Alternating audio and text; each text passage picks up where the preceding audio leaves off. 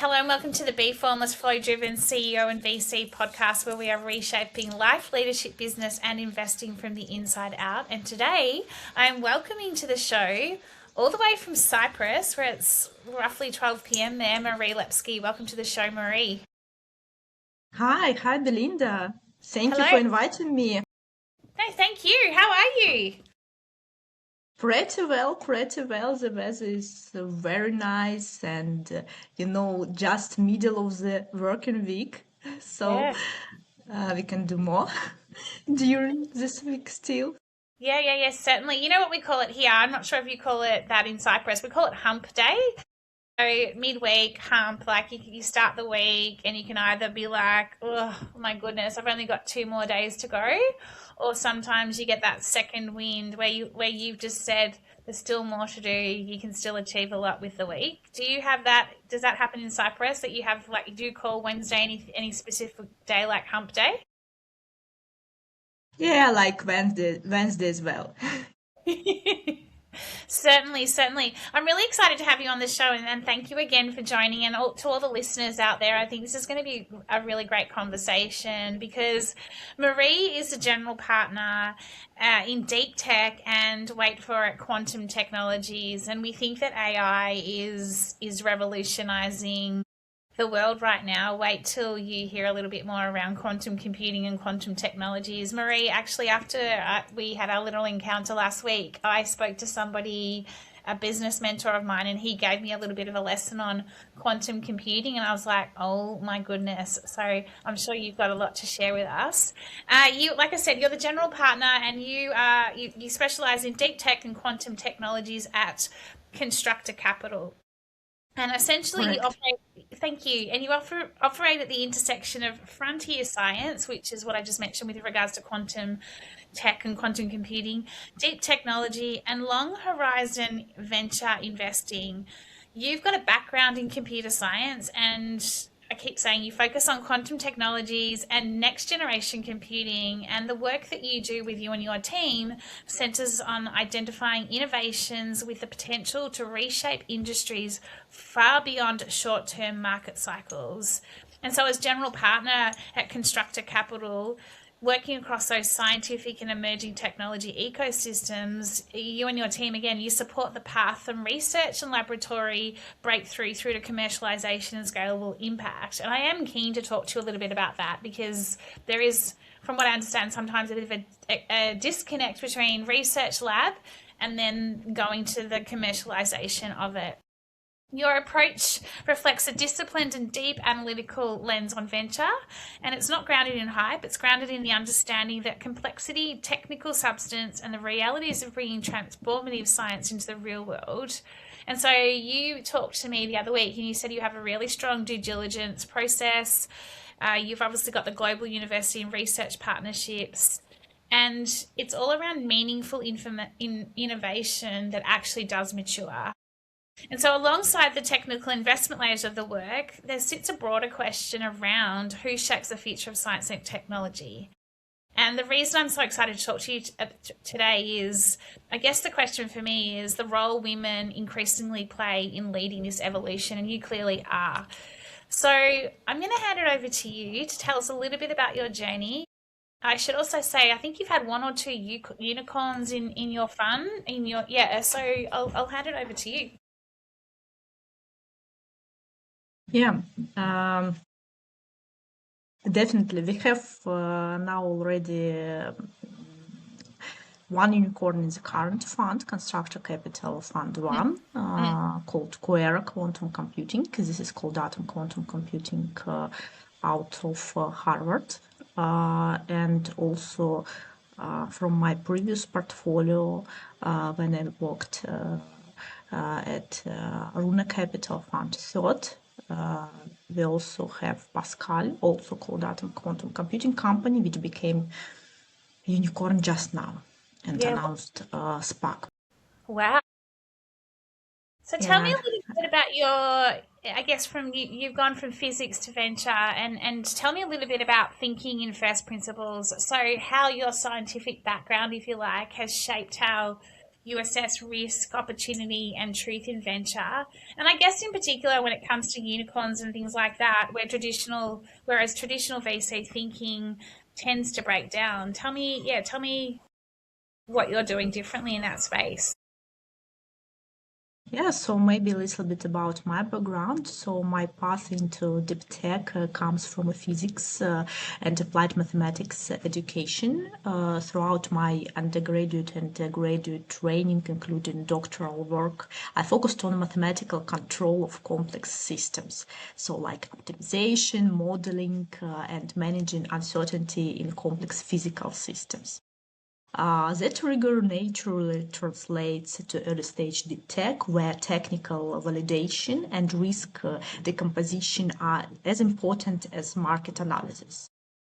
And I have been in venture since 2013.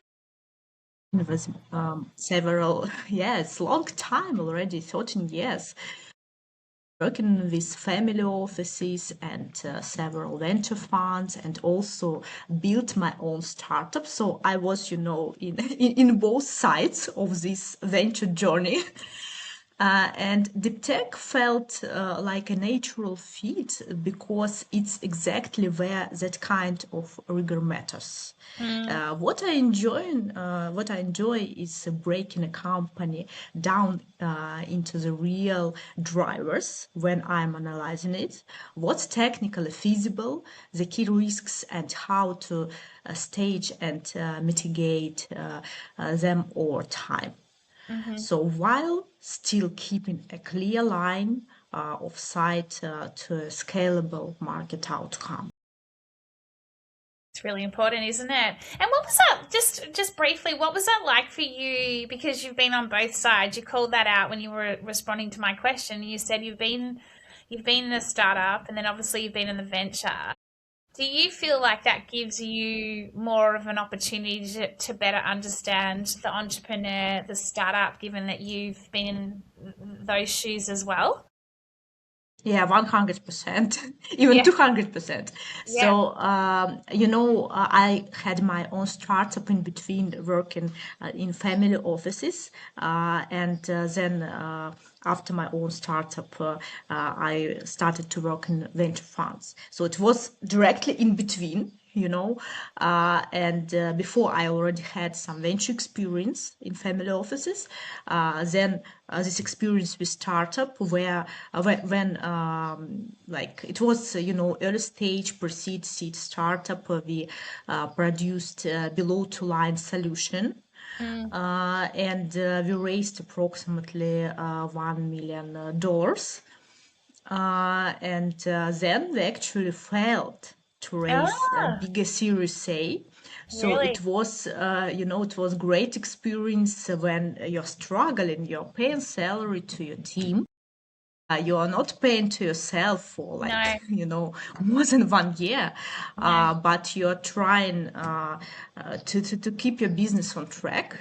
Yes, yes. And this actually helps a lot. This experience helps a lot to understand when you're doing decision as a venture capitalist, how actually a startup feels inside. Yes, what could happen, and Mindset. yeah, mindset. Yes. Mm, mm. So for sure, each startup is very, very different from each Yeah, other. yeah. But in general, this path with fundraising, with go-to-market, It's a with lot. new clients attraction, it's quite not as similar in each case, but sometimes it's quite similar. So actually, it gives you a feeling how things are organized inside such Yeah. small teams. Yeah, which comes back to your point just before on the earlier question around the due diligence and the process and understanding everything and like ensuring that you have the right structures in place as well. I want to talk to you around from lab to market, and you just called out failure then from a startup perspective.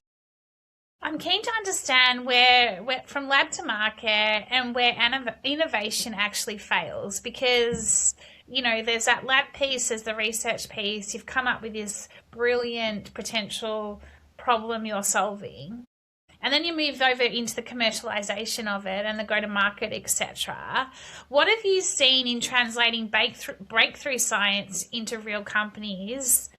And why doesn't most deep tech make it past that bridge? Like, what falls down, and then what do you need to be able to do to ensure that it gets over the bridge, if that makes sense? Yeah. When we look at academic spin-outs, we try to reduce it to a few drivers. What is the core technical advantage? What has to be proven next? And what can break on the path from lab to product? So the strong spin-outs are disciplined about this chain. They have founders with real scientific authority and an internal technical leaders who can turn research into engineering. This is very, very important. And they also have a clean, defensible IP position, ideally exclusive rights, and a roadmap that explicitly addresses translation bottlenecks like integration, reliability, and cost. And red flags are usually in mismatch between ambitions and evidence here.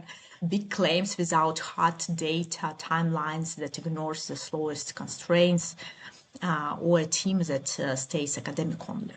With no product ownership, weak or non-exclusive IP, for example, no credible plan to secure non-dilutive funding, and milestones that aren't tied to customers' pool are also warning signs here.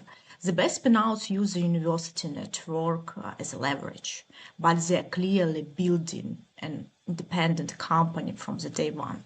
This is very, very important.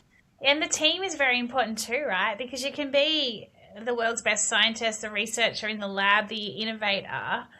You also need then the commercial lens and the commercial reality, and so that team piece Exactly. is super critical. If we Exactly. slow venture down, and you, again, the other week you talked to me about the power of the 90-day due diligence, and a lot of people I'm talking to in VC, they talk about this 90-day plan. And so kind of, again, it comes back to your piece around where innovation actually fails. Tell me a little bit about the 90-day plan and the due diligence, and I guess I'll come back to the failure piece in a minute. But you have a deep approach to due diligence, and you have talked a bit about it. And I guess for me, why conviction in scientific venture requires a different tempo and discipline? And what I mean by that is, like, do you call it out after the 90 days when you've done the due diligence that, like, it's not going to go forward, or is that more around investing in the deep tech innovation? Yeah, tell us a little bit about that.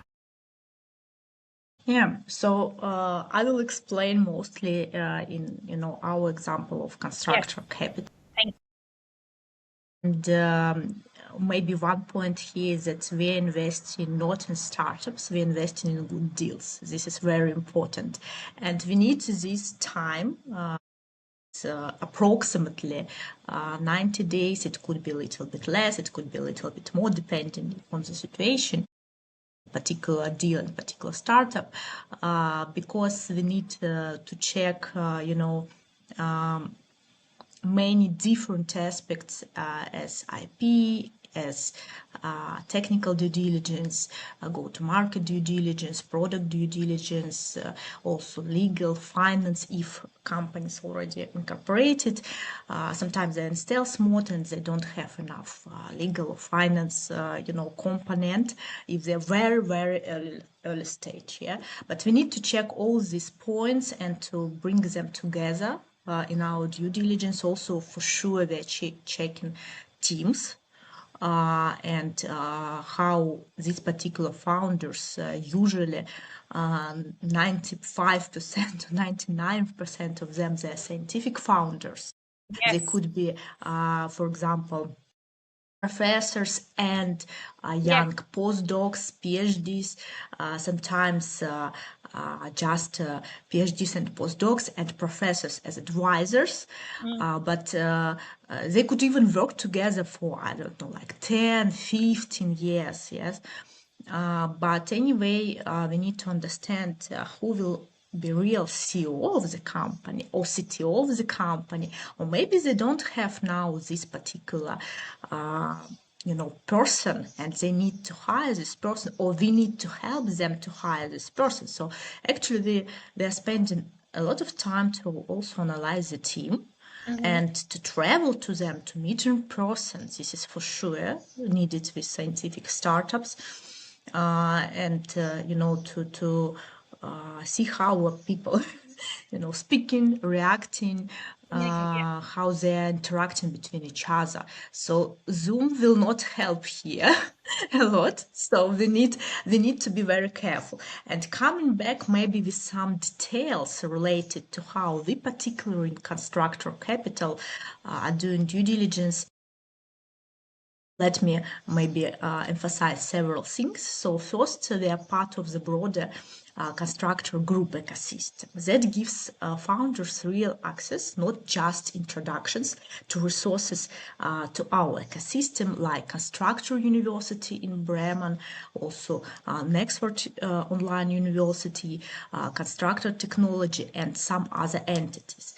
Practically, that can mean partnering with professors and labs for joint research, getting support on validation work, and even using tooling and software that's already built for labs, universities, and corporate R&D environments in construction technology. Second, we can bring unusually strong scientific and IP level support, and we are doing this, inside due diligence, and then we are sharing this information with startups. So we also try to help, in this stage, even prior to investment is done. So we have a deep scientific advisory network and scientific advisory board inside Constructor Group, including an expanded advisory board with multiple Nobel laureates, and one of them, Konstantin Novosov. He just became several months ago president of Constructor University. Plus, senior experts across areas like advanced materials and quantum-related fields, but not only. Also industrial experts as well. Founders can trap that for technical due diligence, product science translation, and IP strategy, which is very important.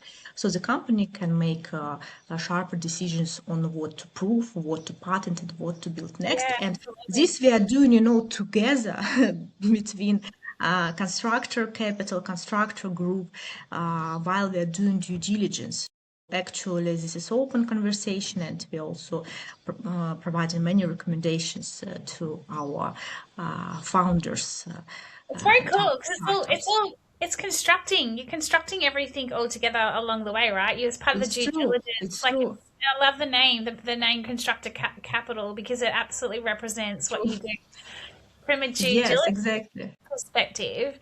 Marie, this is a bit of a question, and I'll get to the next one post this. As you were talking, I mean, there's no cutting shortcuts, right? You don't cut. There's no such thing as shortcuts in terms of what you're talking about. And I think for everyone listening here, due diligence is so important in any sort of business, and yet quite often a lot of shortcuts can be taken.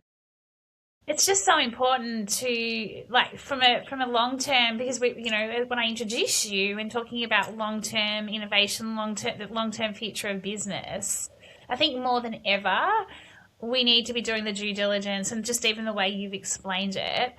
Do you see do you see that women are more focused on the due diligence and the intricacies of a 90-day plan, or do you think it's like and I'm not being biased when I say this, I'm just asking this question in terms of like when you're doing the due diligence, do you think women have more, what's the word I'm looking for, they have more focus on due diligence, or do you think it's kind of an even? It just does. It depends on who the people are that you're working on the 90-day plan with. I think what women are bringing to due diligence actually not only this going through checkpoints, yes, and a particular analysis, which is very, very, very important, 100%, but women are bringing also some intuition, how the team is organized inside, what is happening actually between founders, how they're interacting, for example, with customers, with partners. And sometimes I would say that men are very good in this analytics job to connect all parameters and all the dots in terms of numbers and facts.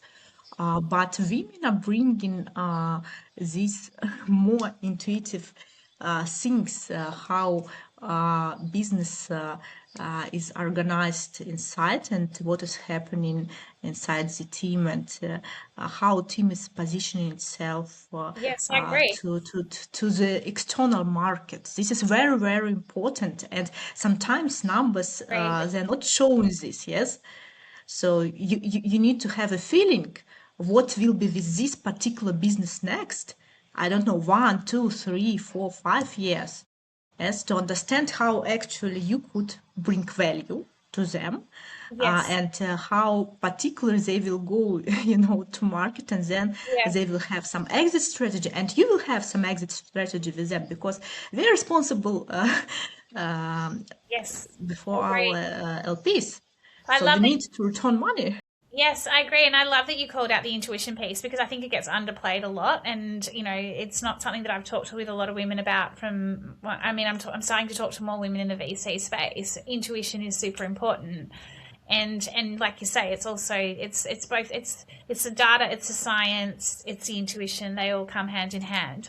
I'm going to go to the next question, and I want to talk about building on this next generation of computing, quantum computing and deep tech. And like I said, I had this fascinating conversation around, it was over a whole entire coffee catch up around quantum computing. And I was like, and probably some of the listeners here probably don't even know what quantum computing is. So you might be able to explain it in a very simple way. What I wanted to talk about though was building the next generation of computing and deep tech. What are you seeing at the frontier?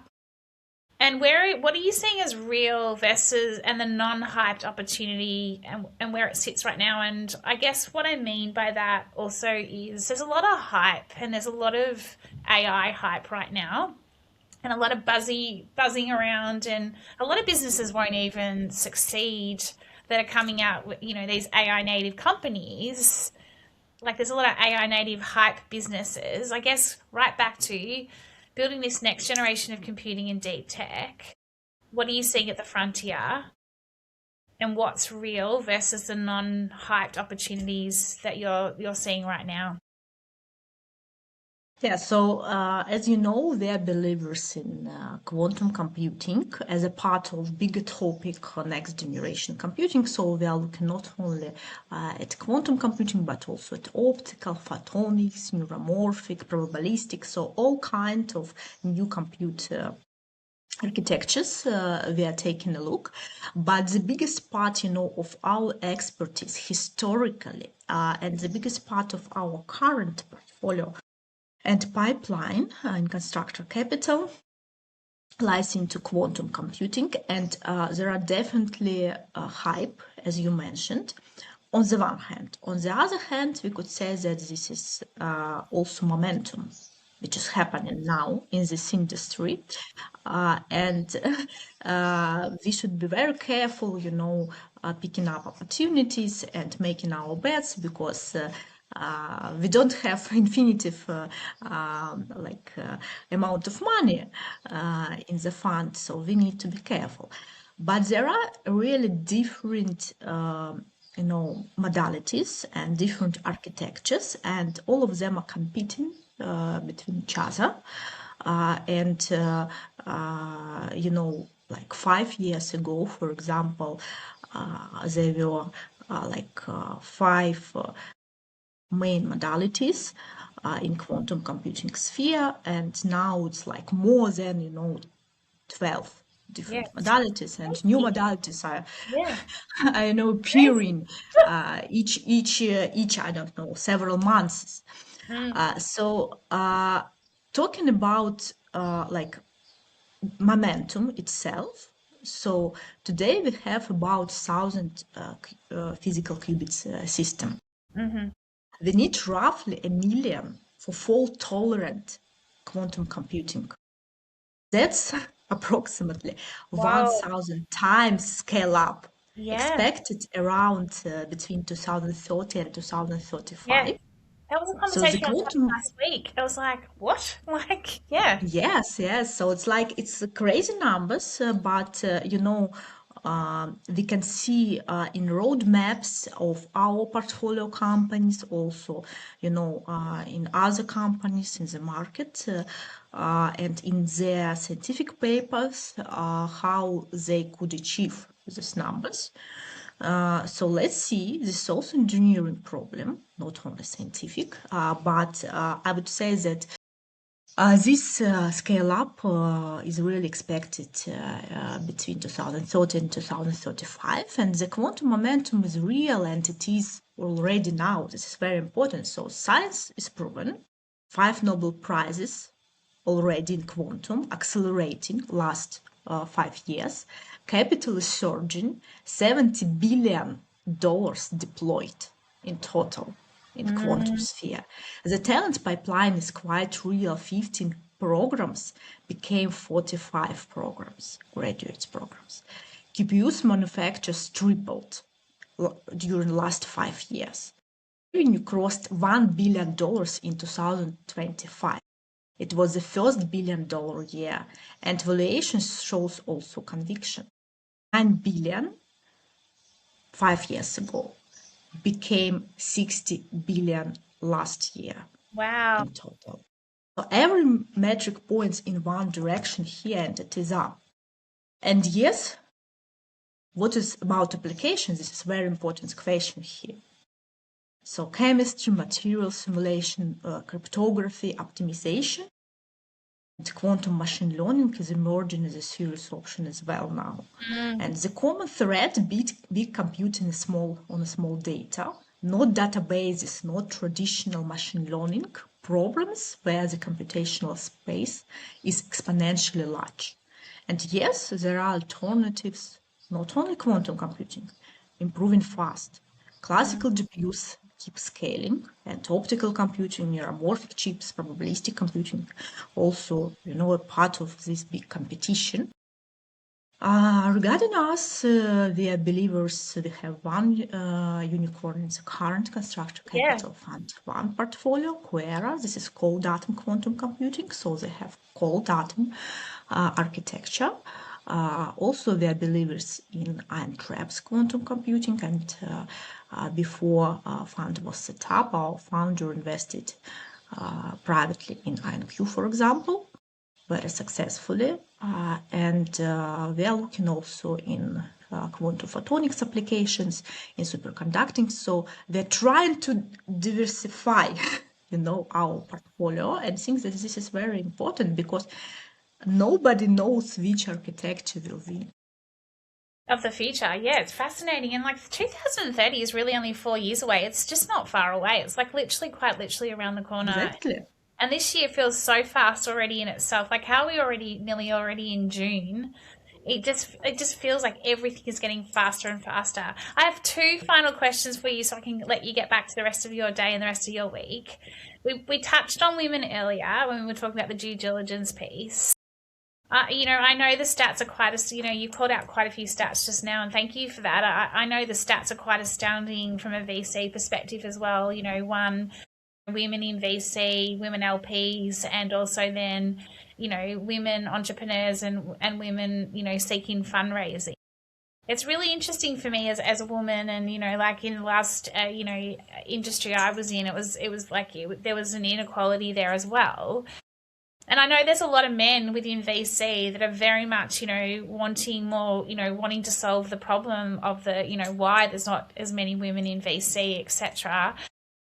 Tell us a little bit. So, women in deep tech and venture, that's what I want to go into, right? Your experience, you have great experience navigating highly technical and investment environments. What do you think needs to shift for more women to be able to shape this space? And I'm talking in particular around within deep tech, quantum computing. Yes, historically, this is deep tech and quantum computing. This is a man industry. Yes, Yeah. this is historically. But actually, what I already see now in the market, that in many startups in quantum domain and in the tech domain, they're choosing actually women CEOs,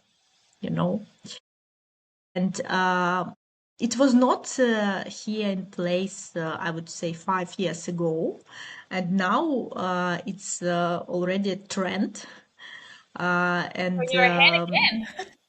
yeah, so I would say that approximately maybe 15-20% of startups we are speaking with, they have somebody in executive team, CEO or maybe CBDO. Yes, they're women. Yeah, I love that. And yeah, this is very good trend, I would say. And what I also see that a number of women in undergraduate, graduates programs, postdoc, PhDs in this deep tech and quantum domain also growing, because we're also speaking with stealth mode startups, with academia, while they're doing due diligence with laboratories. So I see that number of women in academia is also growing. What we can do more, Yes, we to can always have do this more, number. can't we? We can always do more. Yes. Yeah, we want to always do more. Maybe, actually organizing more programs, I would say. So quantum domain is quite tiny in terms of even a number of laboratories. So approximately now 500 or maybe a little bit more laboratories of quantum science in the world. So it's not a big number. And I would say that maybe maybe some particular grants, particular programs Yeah. for women would help here also, because there are many government programs in general Yeah. for quantum science, and for particular founders and for particular stealth mode startups. And here government support is very, very big, because this is priority technologies now, quantum and advanced materials and all this next generation computing. So maybe some particular government programs would help here also, I I would agree. say. Yeah, I think And I think it needs to happen in a lot of different industries. And I think the other thing that comes up for me in this is more programs, more more leadership, more training the younger generations of females around exactly, confidence, self belief, self worth. Because I never like. I mean, I'm no doubt older than you. I'm 48. There wasn't any of that sort of training when we were younger. To get to the level of career that I got to, you had to fight for it. You had to really sacrifice, and it was a constant battle, right? And you had to work harder. It was a constant proving yourself. And I just think that there's still a really big opportunity for us to support women, mentoring, like you say, the training, the government, etc. So you've pretty much answered my final question, because I said I was going to ask you how you're reshaping venture from the inside out, and you've really answered that, because throughout our whole entire conversation, a few themes have come up for me, and there's the ability to have the intuition. It's you think about hype but think about it as momentum. And then there's this need to, the due diligence, like there's just this constant due diligence and the first principles thinking. And so it's been a great conversation. So my very final question for you, Marie, is, and it comes right back to when we first started. And you said it's Wednesday. We've still got more to do. We've got the rest of the week. You seem like a very focused, committed, dedicated, passionate, businesswoman and super successful. How do you switch off? Like, what do you do to enable yourself to, I guess, get the fresh perspectives, get the clarity, the clear mind, get the creative thinking going? How do you switch off? Yeah, so I'm really enjoying that I'm living near the sea. So this doesn't mean that I'm swimming a lot. No, I just like to walk near the sea to fresh my mind, to look at this great nature. So this helps really a lot to switch switch from all these business things and all communication because there are many people with whom you're speaking, and just to refresh, to clean your mind, and to come to better solutions and better decisions. Actually, also I'm very big fan of skiing, of mountain skiing. So it's not, each season, but I'm No, trying to spend at least several weeks per year in mountains, and I'm skiing actively. And yes, I like to organize, some parties in between, like friends parties and business parties, I love because that. I have Networking. this mixed community. Yeah, so it's also something where you can be, yourself. You Yeah, I can. agree. Yeah. Yeah, so Yeah. this is what I like to do, and actually do not only like birthday parties, but sometimes just meeting, friends and business partners, but in some informal way. I love that. Yeah, Yeah, it's a great one for the listeners as well. Like the reminder of like business doesn't have to always be formal. You can have those informal catch ups. exactly, It's exactly, part of exactly, and it helps a lot to establish relationships. This is very free. important. I agree. I agree. So, Marie, thank you so much. What a joyful and what a great conversation. I could keep talking to you. I'll have Belinda, thank you. no, thank Thank you. you for organizing. Pleasure was mine. No, thank you. How do we find out more? Last but not least, how do we find out more about Constructor Capital? How do we find out more about you? Yeah, so we have a website, Constructor Capital, and also our bigger ecosystem and group, Constructor Group website. Myself, you can find me in LinkedIn, Marie Lepske. So yeah, so I'm Amazing. quite responsible, responsive in LinkedIn. Yeah, thank you so much, and I will share that with all the notes. Marie, loved our conversation. I love skiing as well. I love snowboarding, and I think that a great call out too around just getting back to basics and getting back into nature. So it is Wednesday. So listeners, it's not Wednesday for me. It's Thursday. That doesn't matter. When you get to your Wednesday, and if you're feeling like you could go either way for the rest of the week, take Marie's advice and get out there and go for a walk, get out in nature, get the clean air, the fresh perspective, or have an informal business chat. Marie, thank you so much for all your deep conversation around deep tech. Pleasure was mine, Really Belinda. Thank enjoyed you it. very much for Thank you. organizing. Thank you. Have a great Bye afternoon. bye. You Bye. too. Bye.